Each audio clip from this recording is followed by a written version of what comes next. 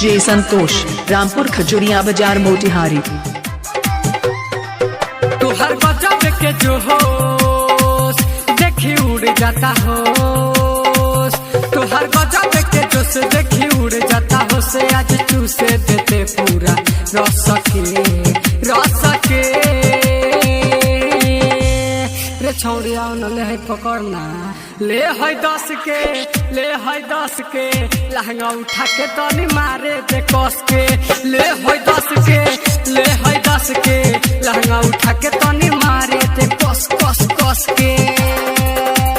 Welcome recording studio शेर बिशनपुरा बाजार।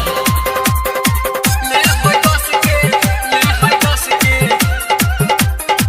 लहंगा उठा के तनी मारे। डीजे संतोष रामपुर खजुरिया बाजार मोतिहारी। काहे पे करो तारे माना रे, छुए दे अपन खजाना रे, छुए दे अपन खजाना रे। नहीं तो छोड़ा है छोड़ी ना, मिसदी धके तोरा दाना रे। मौका दे दे एक बार, ई जवानी दे मझार। मौका दे दे एक बार, ई जवानी दे मझार। चला यारा में ये पूछी हो सके तनी सोच जा।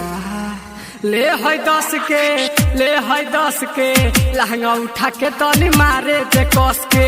ले है 10 के, ले है 10 के लहंगा उठा के तनी मारे दे कस कस कस के। डीजे संतोष हाईटेक रामपुर खजुरिया बाजार मोतिहारी।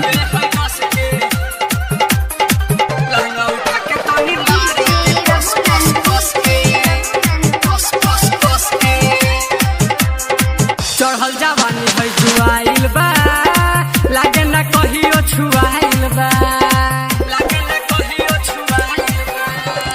जे दे याद से अपन मनवा के मोर सामान खखुआइल बा। आज धले हमर साथ तनी फेर देना हाथ, आज धले हमर साथ तनी फेर देना हाथ। अपन चोलिया में नोट है कस के शॉट जो तनी मार दे हूँ मच के।